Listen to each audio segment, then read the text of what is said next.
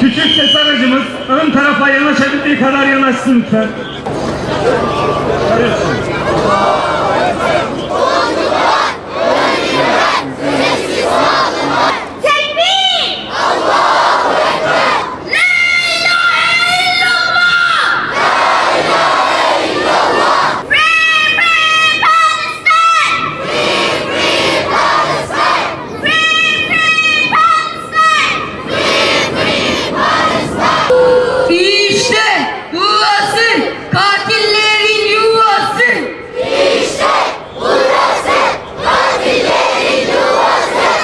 Aksa tufanının sonrasında Gazze'de devam eden katliamın ve soykırımın 574. günü.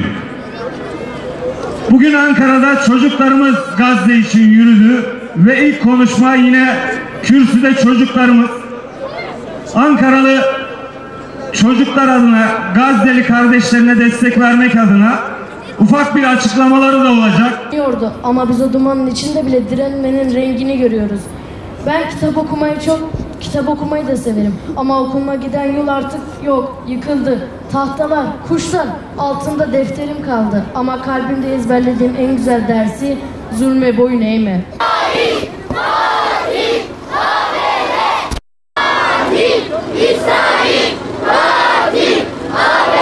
Emek sarf ettiler. Bu programı Tuğba Altınok Camii'nden buraya kadar çocuklarımız organize etti. Annelerinden, babalarından ve büyüklerinden çocuklarımıza Gazze'li kardeşlerinin yanında oldukları için sizlerden kuvvetli bir alkış istiyoruz bu delikanlılar.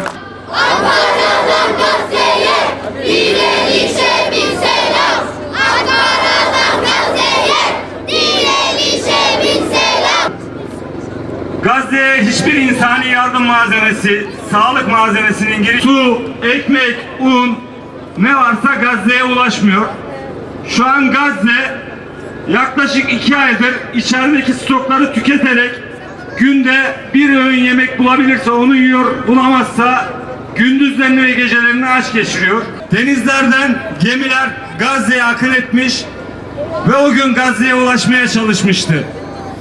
7 Ekim Aksa tufanı sonrasında da yine bir özgürlük filosu dünyanın denizlerinde vicdan sahibi insanlarla, 20 farklı ülkeden insanla Gazze'ye ulaşmak için aylardır çaba içerisinde. Katil İsrail hiçbir hukuku tanımadan saldırılarına devam ediyor. Bu asla kabul edilemez. Öncelikle Mavi Marmara 15 yıl önce seyahatine çıktı, yoluna çıktı. Ve bugün görüyoruz ki Mavi Marmara hala yoluna devam ediyor. Ta ki Gazze'deki abluka ve ambargo kırılana, Gazze özgürleştirilene, Filistin özgürleştirilene ve zalimler yok olana kadar seyahatine devam edecek. Hepinizden Allah razı olsun. Allah'a emanet olun. Selamun aleyküm. 2 milyar Müslüman 62 gün Gazze'ye bir bardak suyu bile girmedi. Bu ümmete büyük bir utanç verici bir şey. Nasıl böyle yaşıyoruz? Hayatımız devam ediyor. Ve Gazze'deki kardeşleriniz senin adına mücadele ediyorlar. Ümmet adına mücadele ediyorlar. İsrail'le ticaret, Filistin'e ihanet. Sadece Filistin'e ihanet değil, ümmete bir ihanettir. İnsanlık bir ihanettir. Elhamdülillah resmi olarak Türkiye ticaret kesildi. Ama Siyonistler biliyorsunuz dolaylı bir şekilde devam ettiriyorlar. Çocuklar ölürken asla vazgeçmeyin. O zaman soracaksınız ne yapabiliriz? Bu soru Şehit İsmail Haniye sözleriyle gayrimüslimlerden bekliyoruz. Sizden bu meselenin sahipsiniz. Böyle bir soru sizden sorulmaz. 7 Ekim'den bu tarafa 574 gün geçti ve İsrail herhangi bir fiili yaptırıma uğramadığı için katil ABD'nin ve destekçilerinin de onun arkasında durmasıyla bugüne kadar katliamlarına devam etti.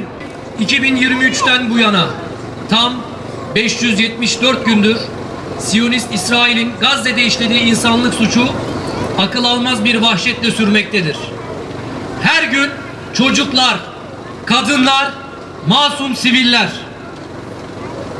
hunharca katledilirken dünya birkaç vicdanlı sesi saymazsak utanç verici bir sessizliğe gömülmüştür.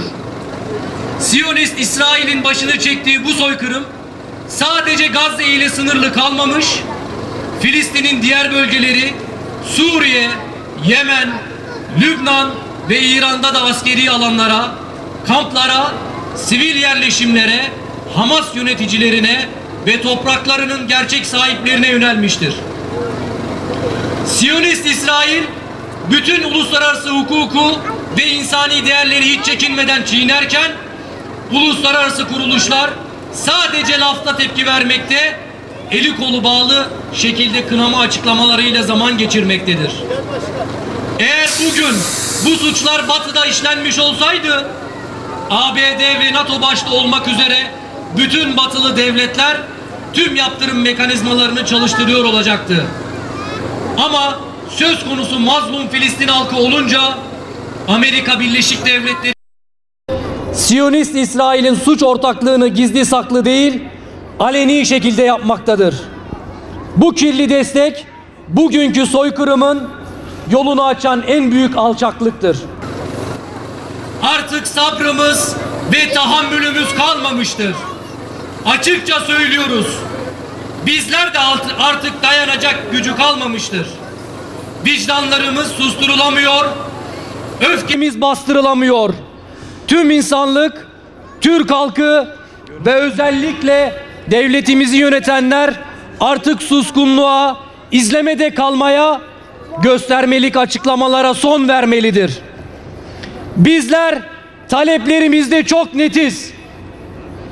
Siyonist İsrail katliamına karşı, Gazze'de uyguladığı ablukaya karşı İsrail'e abluka, ambargoya karşı ambargo uygulanmalıdır. Gazze'ye insani koridor, İsrail'e karşı abluka ve ambargo istiyoruz. Ülkeler sivil ve askeri havalimanları ve limanlarını Siyonist İsrail ve işbirlikçilerine kapatmalı ve ülkemiz buna öncülük etmelidir. Bütün liman ve askeri tesisler İsrail, ABD ve NATO'nun gemi ve uçaklarına kapatılmalı. İncirlik başta olmak üzere tüm üsler katliam bitene dek ABD ve NATO'ya kapalı kalmalıdır. Azerbaycan'dan Türkiye üzerinden Siyonist İsrail'e akıtılan petrol başta olmak üzere işgale hizmet eden tüm nakil ve lojistik hatlarının akışı uluslararası anlaşmalar dikkate alınarak derhal sonlandırılmalıdır. 2010 yılında rotamız Gazze, yükümüz iyilik mottosuyla yola çıkan Mavi Marmara'da 36 ülkeden 600'den fazla insani yardım gönüllüsüne saldırıp 10 vatandaşımızı şehit eden İsrail, o gün hesap verilmediği için bugün Uluslararası Özgürlük Filosu Koalisyonu'na bağlı Conscience gemisine Filistin'e 2000 kilometre uzaklıktaki Malta açıklarında uluslararası sularda saldırma cüretini göstermektedir. İlgili tüm yetkililere çağrımızdır. Özgürlük Filosu'na ait her gemi Filistin kıta sahanlığı ve uluslararası sularda askeri koruma altına alınmalıdır. Her türlü müdahale uluslararası kuruluşların gündemine taşınmalı ve İsrail'in vicdan gemilerine saldırıları bu sefer cezasız bırakılmamalıdır.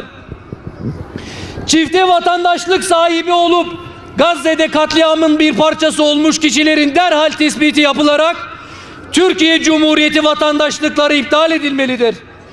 Ayrıca bu kişiler yargılanarak hak ettikleri cezayı almalıdır. Ülke dışında oldukları tespit edilenler hakkında ise kırmızı bültenle arama kararı çıkartılmalıdır. İlim tahsili için Amerika'ya giden Rümeysa Öztürk kardeşimiz haklı davasının peşindeyken tutsak edilmiştir. Rümeysa kardeşimizin derhal serbest bırakılmalıdır. Serbest bırakılmaması halinde Amerikan devletine yönelik gerekli yaptırımlar uygulanmalıdır. Bu girişimler sonuç vermemesi durumunda ise benzer tedbirler Amerika vatandaşları için de uygulanmalıdır. Unutmayın, bu yangın söndürülmezse daha karanlık günler kapıdadır. Siyonist İsrail'in bu barbarlığı durmazsa insanlık bir felakete sürüklenecektir. Bugün buradan bir kez daha talep ediyoruz. Taleplerimizi ve Filistin halkının haklı direnişini sonsuza kadar arkasında duracağız ve takipçisi olacağız. Kudüs özgürleşip Mescid-i Aksa zincirlerinden kurtulana, Gazze çocukları huzurla uyuyana dek susmayacağız. Zalimlerin korkusu, mazlumların duası olacağız. Kahrolsun işgalci Siyonist İsrail ve işbirlikçileri, kahrolsun ABD, kahrolsun NATO ve zulme sessiz kalanlar. Yaşasın Filistin direnişi diyoruz.